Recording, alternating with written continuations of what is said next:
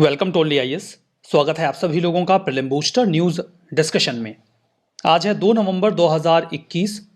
तो आइए देख लेते हैं कि ऐसे कौन से इंपॉर्टेंट आर्टिकल्स हैं जो आज हम कवर करने वाले हैं। उसके पहले प्रारंभ 3 को आप एक्सेस कर सकते हैं 1 से 7 तारीख के बीच में महज 7 रुपए में, ताकि आप ये जज कर सकें कि ये कोर्स आपके लिए सूटेबल है या नहीं। फर्दर आपको कोई और जानकारी चाहिए तो आप onlyispraramb@gmail.com पे मेल कर सकते हैं। हमारा फर्स्ट आर्टिकल सागर निधि के बारे में है। यूनियन मिनिस्टर ने अभी सागर निधि को विजिट किया और जो साइंटिस्ट ऑन डेक थे उनके साथ इंटरैक्ट किया, बातचीत करी। सागर निधि यह है क्या? सागर निधि एक्चुअली में मरीन रिसर्च प्रोग्राम के तहत 2008 में कमीशन किया गया था।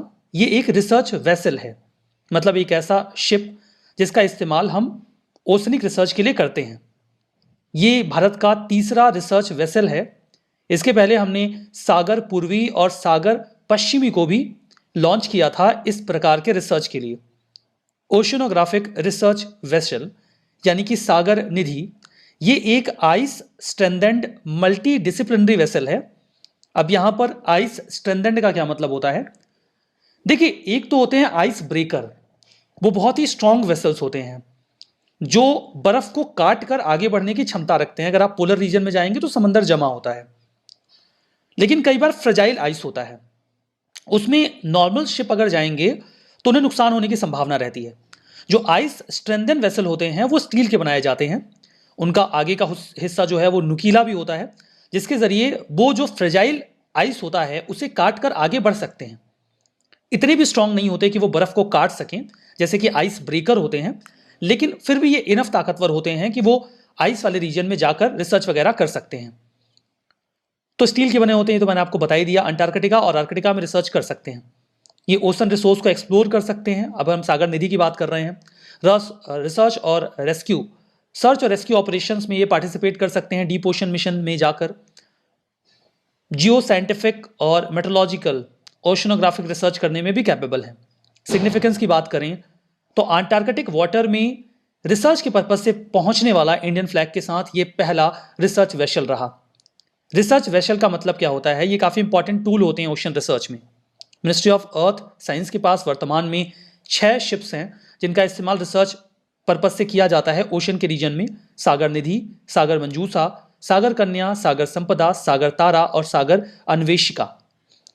National institute of ocean technology की बात करें तो नवंबर 1993 में इसे स्टैब्लिश किया गया था एक ऑटोनॉमस सोसाइटी की तरफ। ये मिनिस्ट्री ऑफ अर्थ साइंस के तहत काम करते हैं। NIOT, ये रिलायबल इंडिजिनियस टेक्नोलॉजीज का इस्तेमाल करते हैं वेरियस इंजीनियरिंग प्रॉब्लम्स को सॉल्व करने के लिए। जो भारत का एक्सक्लूसिव इकोनॉमिक जोन है वहां पर नॉन लिविंग और लिविंग दोनों प्रकार के रिसोर्सेज के संबंध में रिसर्च वगैरह किया करते हैं। अगर आप देखें तो जो हमारा एक्सक्लूसिव इकोनॉमिक जोन है वो हमारे लैंड एरिया का अप्रॉक्स 2/3 है, मतलब एक बहुत बड़ा एरिया रिसर्च के लिए हमारे पास है जिस पर हमें काम करना होता है। हमारा नेक्स्ट आर्टिकल मिलू डियर के बारे में है। मिलू डियर एक बार फिर से वापस आ गया है। यहां पर क्रेडिट जाता है चाइना को। चाइना ने काफी बढ़िया कंजर्वेशन एफर्ट्स किए हैं और मिलू डियर, जो कि एक समय ऐसा लग रहा था कि एक्सटिंक्ट कर जाएगा, उनकी संख्या में वापस से बढ़ोतरी देखी जा रही है।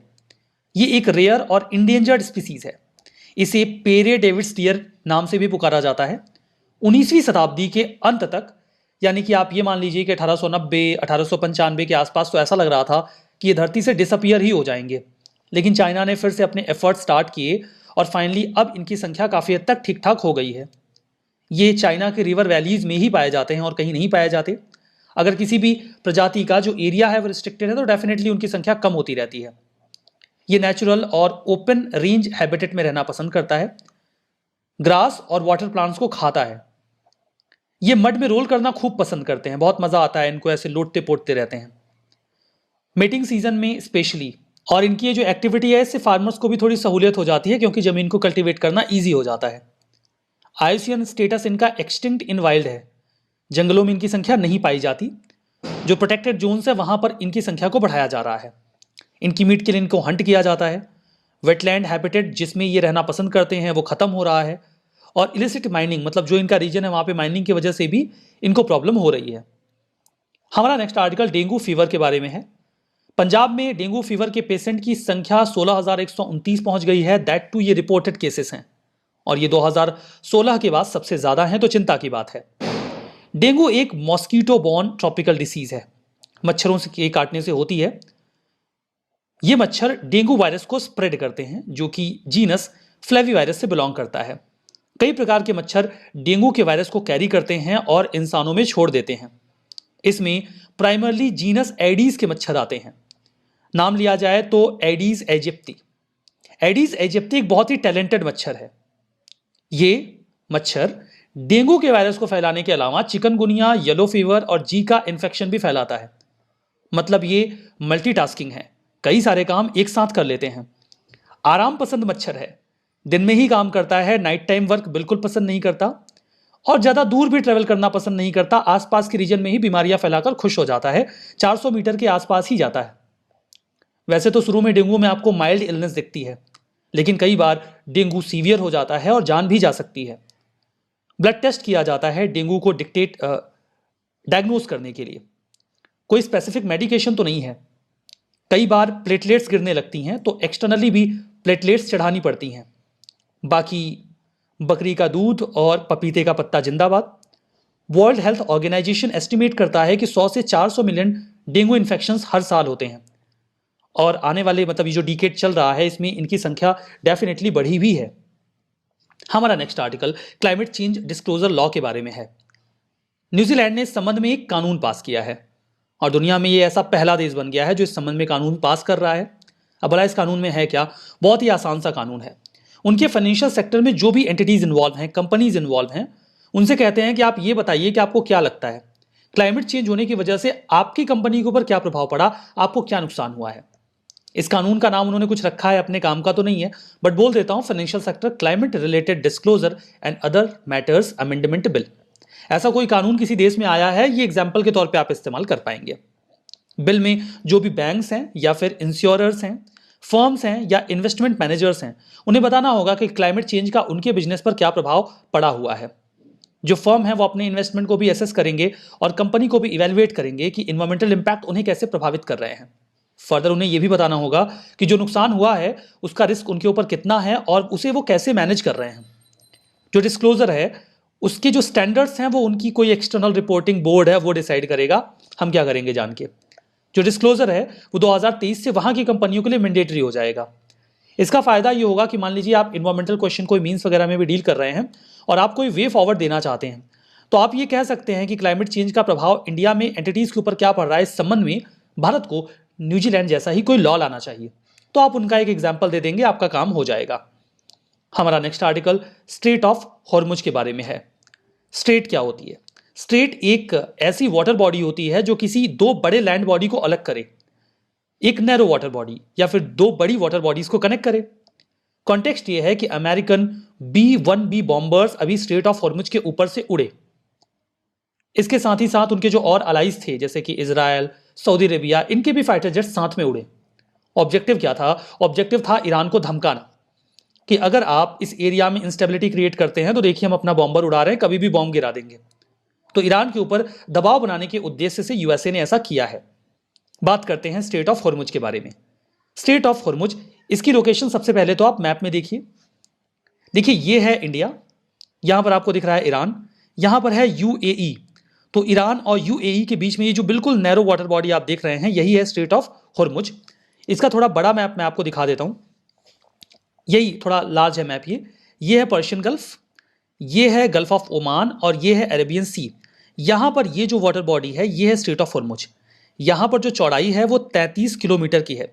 हालांकि जो शिपिंग लेन है वो महज 3 किलोमीटर का है, जहाज केवल उसी रेंज से जाते हैं। अब यहां पर एक बात का और ध्यान दीजिएगा कि कई बार हमें कंफ्यूजन होती है, जैसे बड़ा वाला मैप देख के लगता नहीं है, यहां पे दिख रहा है पर्शियन गल्फ और यहां पे अरेबियन सी। कोई कहता है गल्फ ऑफ हॉर्मुज कहां पे है, तो हम कह देते हैं कि पर्शियन गल्फ और अरेबियन सी के बीच में है। एग्जैक्टली ये पर्शियन गल्फ और गल्फ ऑफ ओमान के बीच में है। अगर ये ऑप्शन में नहीं है, अरेबियन सी है, तब तो बात बन जाएगी, लेकिन आप ये जानते रहिए कि ये एग्जैक्टली पर्शियन गल्फ और गल्फ ऑफ ओमान के बीच में है। कंफ्यूजन ना हो इसलिए बता रहा हूं। आपने ये देखा कि ये ईरान और ओमान को सेपरेट करता है, ये है ओमान, ठीक है, और लिंक करता है पर्शियन गल्फ को गल्फ ऑफ ओमान और अरेबियन सी से। इसके नॉर्थ कोस्ट पे मिलेगा आपको ईरान, ये, और साउथ में आपको यूएई मिलेगा, और ओमान का एक इनक्लेव है म्यूसेंडम, वो भी वहीं पर आपको मिल जाएगा। 33 किलोमीटर वाइड है, लेकिन शिपिंग लेन 3 किलोमीटर अप्रॉक्स ही है, ये मैं आपको बता चुका हूं ऑलरेडी। हमारा नेक्स्ट आर्टिकल इंडियन नेवी के फ्रिगेट तुशिल के बारे में है। ये 7th इंडियन नेवी फ्रिगेट है, P1135.6 क्लास का। नाम दिया गया है तुशिल। तुशिल नाम क्यों दिया गया है? वैसे मैं आपको बता दूं कि इसे अभी लॉन्च किया गया है रशिया के कैलिनिनग्राड में, वहां का ये अंतर शिपगार्ड है, वहां पर इसे लॉन्च किया गया। मतलब ये समझ में आ रहा है कि इसे रशिया ने हमारे लिए बनाया है। अब इसका नाम हमने रखा है तुशिल। तुशिल एक्चुअली में एक संस्कृत वर्ड है जिसका मतलब होता है प्रोटेक्शन शील्ड। ये कहां पर तो लिखा था, इसमें मैंने पढ़ा था, अभी देखो, ये देखिए यहां पे है। तुशिल जो है एक संस्कृत वर्ड है जिसका मतलब है प्रोटेक्टर शील्ड। कई बार स्लाइड में ही होता है, दिखता नहीं है। इसे रशिया ने हमारे लिए बिल्ट और डिजाइन किया है। तो यहां पर ये तलवार क्लास का है, गाइडेड मिसाइल फ्रिगेट है, मतलब यहां से हम काइंड ऑफ, देखिए, वॉरशिप है जो कि गाइडेड मिसाइल्स लॉन्च करने में कैपेबल है, हमें प्रोटेक्शन प्रोवाइड करवाएगा।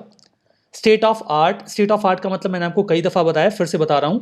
एट प्रेजेंट जो सबसे बढ़िया टेक्नोलॉजी इस अवेलेबल है उसका इस्तेमाल किया गया है।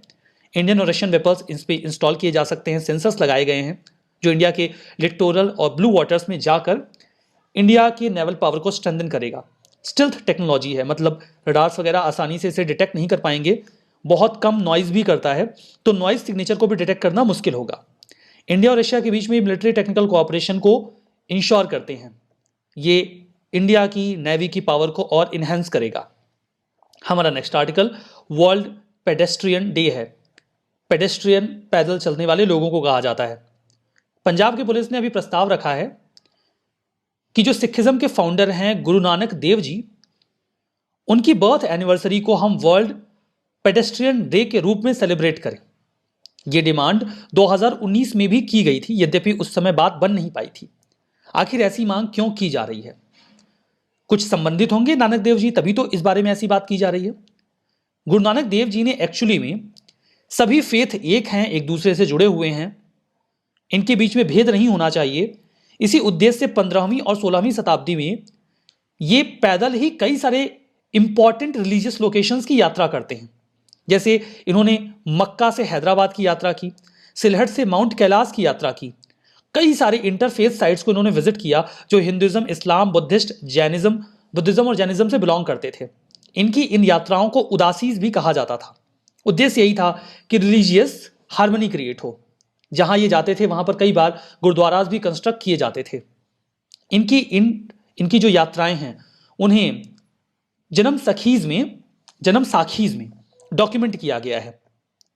इनकी जो यात्रा वाली लोकेशंस हैं वो वर्तमान में आपको India, Pakistan, Iran, Iraq, China में स्पेशली तिब्बत में, बांग्लादेश, सऊदी अरेबिया, श्रीलंका और अफगानिस्तान में मिलेंगे। 9 देशों में। कुछ ऐसे एरियाज भी हैं जो रिस्ट्रिक्टेड हैं, तो वहां कोई जा नहीं सकता। सिग्निफिकेंस ये है, उस समय कोई ट्रांसपोर्ट के बहुत मैकेनिज्म तो होते नहीं थे, तो पैदल ही उन्होंने यात्रा की थी अपनी साथी भाई मर्दाना के साथ मिलकर। तो चूंकि इन्होंने पैदल इतनी यात्राएं की थी धार्मिक सद्भावना के लिए, तो वर्ल्ड पेडेस्ट्रियन डे इनकी जन्म तिथि पर मनाया जा सकता है। गुरु नानक देव जी के बारे में बात करें तो इनका जन्म लाहौर के नजदीक में तलवंडी में हुआ था, जिसे आज हम ननकाना साहिब के नाम से पुकारते हैं। इनकी जो फेमस टीचिंग्स हैं वो ये हैं कि ईश्वर केवल एक है, सभी लोग ईश्वर तक पहुंच सकते हैं, उसके लिए हमें किसी ऐसे प्रीस्ट की जरूरत नहीं जो हमारे लिए रिचुअल्स परफॉर्म करे। उन्होंने कास्ट सिस्टम को डिनाउंस किया और यह कहा कि सभी लोग एक बराबर हैं, कास्ट और जेंडर कुछ भी नहीं होता। उनके गॉड का कॉन्सेप्ट था वाही गुरु का, मतलब एक ऐसी एंटिटी जो शेपलेस है, टाइमलेस है, ओमनी प्रेजेंट है, हर जगह उपस्थित है और अदृश्य है, दिखती नहीं है। इन्होंने ईश्वर को कुछ और भी नाम दिए थे, जैसे कि अकाल पुरख और निरंकार। गुरु ग्रंथ साहिब में गुरु नानक देव जी के 974 पोएटिक हाइम्स हैं जो उन्होंने कंपोज किए थे। उम्मीद करता हूं यह आर्टिकल आपने समझा। रिवीजन करते हैं। Sagar Nidhi offshore patrol vessel है, यह गलत है बिकॉज ये एक रिसर्च वेसल है। National institute of ocean technology autonomous society है ministry of science and tech के तहत, यह भी गलत है। मिनिस्ट्रीज मैंने आपको बताया है कि अक्सर पूछा जाता है, यहां पर यह आता है मिनिस्ट्री ऑफ अर्थ साइंस के तहत, ठीक है। तो ये ministry of science and tech के तहत नहीं है, तो ये तो गलत ही हो गया। डेंगू फीवर प्लाज्मोडियम पैरासाइट से होता है, नहीं, ये डेंगू वायरस से होता है जो एडीज एजिप्टी मच्छर फैलाता है। मिलू डियर चाइना की रिवर वैली का नेटिव और एंडेमिक है, बिल्कुल सही है। स्ट्रेट ऑफ हॉर्मुज इंडियन ये पर्शियन गल्फ होना चाहिए, वैसे यहाँ पे स्टेटमेंट ट्रू है इसलिए बता दे रहा हूँ। ये पर्शियन गल्फ को गल्फ ऑफ ओमान और अरेबियन सी से लिंक करता है। तो ये तो हो गया पूरा। सेशन की पीडीएफ कहाँ मिलेगी पता है ना आपको, ओनली एस के टेलीग्राम चैनल पे। आप only S nothing else search करना, 1,20,000 के आसपास आपको उस पर सब्सक्राइबर्स दिख जाएंगे, तो समझ जाना यही वाला है ओरिजिनल चैनल। उसे ज्वाइन कर लेना, पीडीएफ वहां मिलेगी, डाउनलोड करके रिवाइज करना। सेशन यहीं पे समाप्त होता है। बहुत बहुत धन्यवाद आपका।